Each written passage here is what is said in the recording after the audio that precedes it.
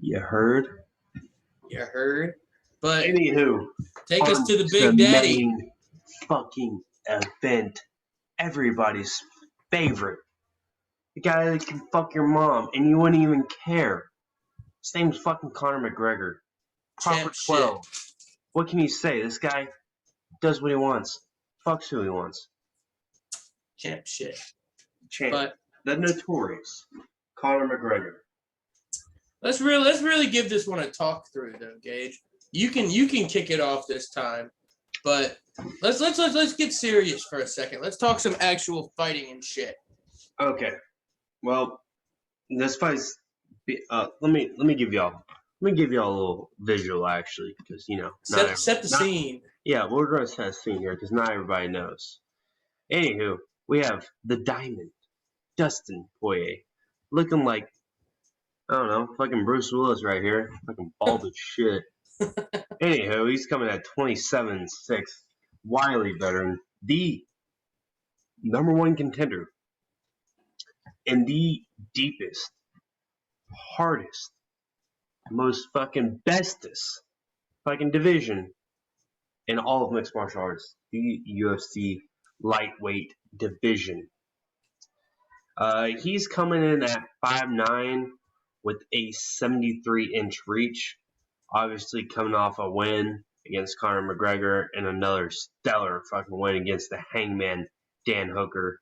What Obviously fight? lost the title bout against Khabib Nurmagomedov. That's the fucking notorious Conor McGregor there, folks. 22-5.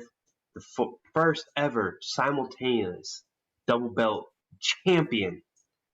UFC gold, not one, but two fucking times at the same time. The Irishman is coming at 5'9" and 74-inch reach. So these guys are almost identical.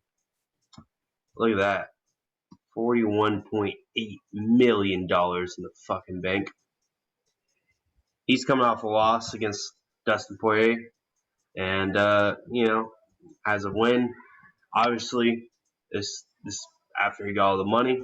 We'll talk about this. We'll go a little more into deeper. But I think that this is going to be a hyped-ass fight. I don't think it's necessarily going to be a fucking war. But it's going to be interesting to see how these boys play it out. I think they're going to be a little bit more cautious. I think they both felt each other's power. You want to get into that a little bit? No, absolutely. I think that's a great segue into what I was kind of going to get at, is I think they both tasted each other's power. They've done this twice now. This is the trilogy fight, the big number 3. But, the big thing to talk about here is the last fight was only 6 months ago. The last fight was in January. So what, 7 months ago, 6 months ago, something like that.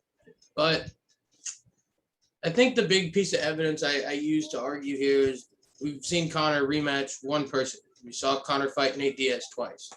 The first fight, Conor basically went out there, tried to knock his head off, and then realized, holy shit, Nate Diaz has a granite chin, and I'm not going to make him go away the way I want him to. Excuse me. I think Conor went out in January, hit Dustin with his best shot more than once, and realized, holy shit, this guy's not going away the way I'd like him to.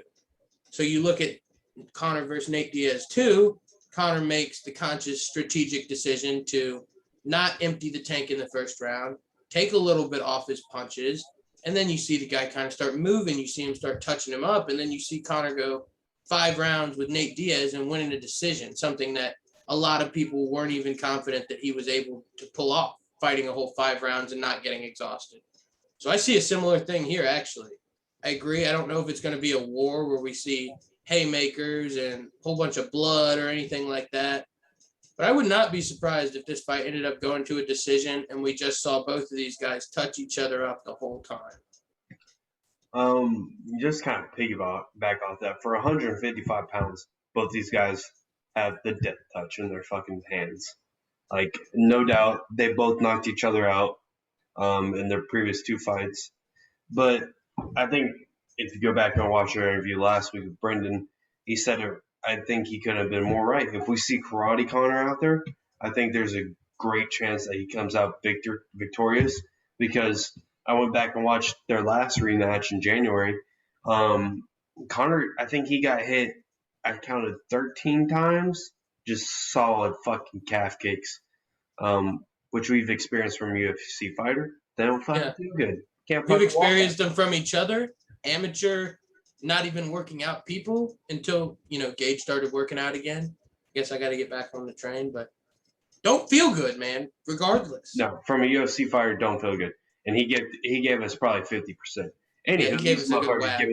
They giving each other 100%, and it only took fucking about 10 until Conor's leg was compromised. Other than that, like I think Dustin's gonna win.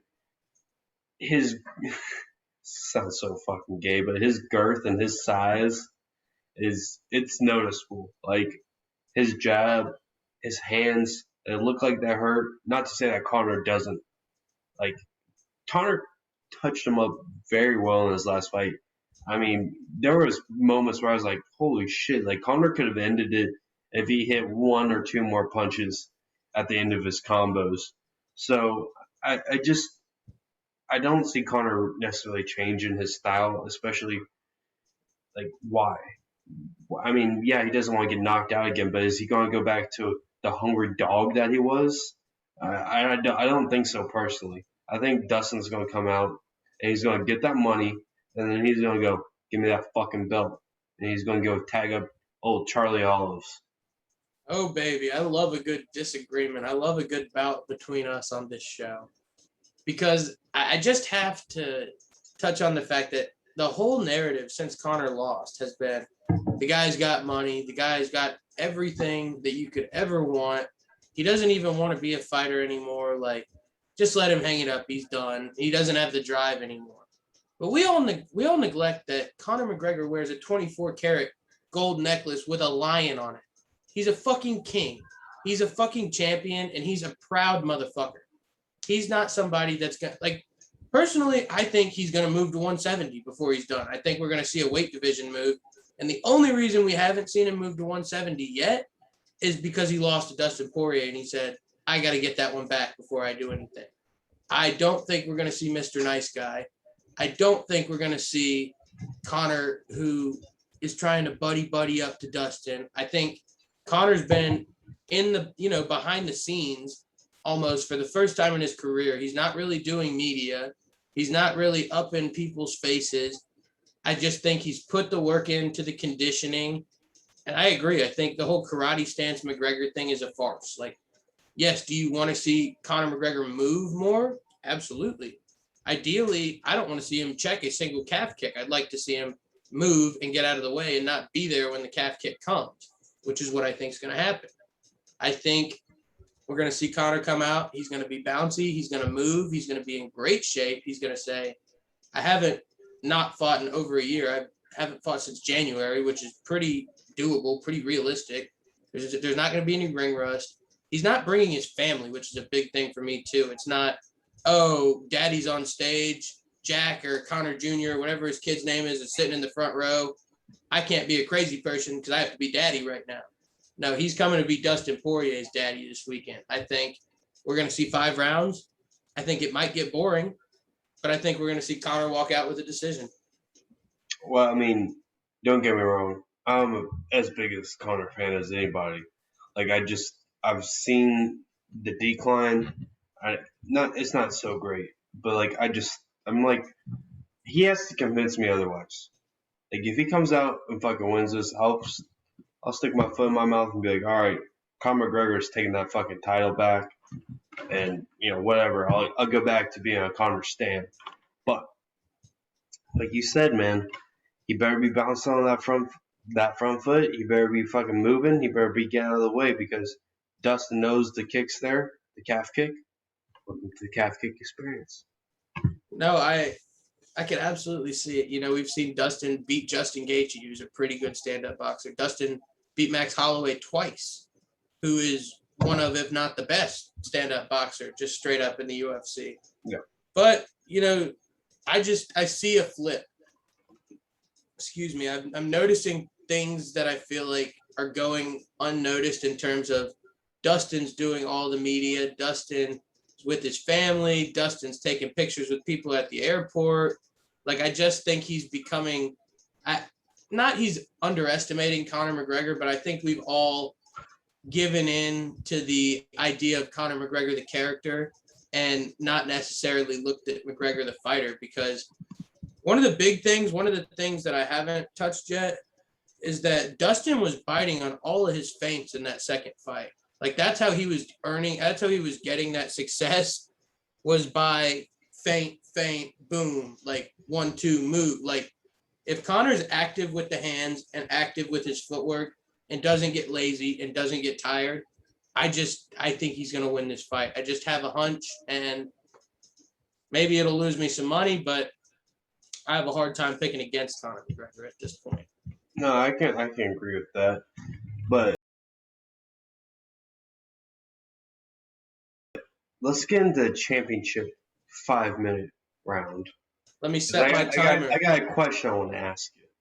Let's run it up. If y'all are new to the show, we end every show just like a mixed martial art bouts with 5 minutes of back and forth questioning, headbutting, mental sparring, however you decide to name it. But I have 5 minutes locked up. You ready to fight? Yes. Let's do this shit. Ready? Go. All right, pal. So you mentioned just a minute ago about Conor McGregor moving up to 170 welterweight. Why have we never seen him back at 145? I feel like he dominated 145 more than anybody. I think he's been the most dominant person at 145, maybe other than Max Holloway. I mean, I get the weight cut's tough, but he was just such a stud, and that's where he beat Dustin the first time. What are your thoughts on that? No, I absolutely agree. And this is something where I'll see it and kind of go back and double cross on something I said. I think Conor has so much pride and is such a proud person. He's not going to let himself lose this fight. He's going to figure out a way to win this one. But like, being somebody that has had success and being somebody that has made millions and millions of dollars and showed up to his last fight on a fucking yacht, I just think there's certain things you're willing to sacrifice and certain things you're not. Like, I think he's willing to make the sacrifices to win a fight at 155, but I think that weight cut is just unhealthy for him, especially considering how good his physique looks at 155 and how much better he said he looks and feels when he's at 170. So I think we'll see a 170 Conor before we'll see a 145 Conor again. Yeah, I don't think we'll ever see 145 Conor again. But goddamn, was that shit fucking beautiful to watch when he was there. I don't know if it was just because he was bigger than everybody or he had the fucking touch of a fucking death angel in his hands when he fought that division. But fucking, hey, he made people look stupid, and I fucking love that. No, absolutely. And I don't think by any means he's going to make Dustin look stupid. We didn't touch the odds, so I'm going to drop him right in there. But Conor's at plus 115, the dog, and Dustin is your favorite at minus 120.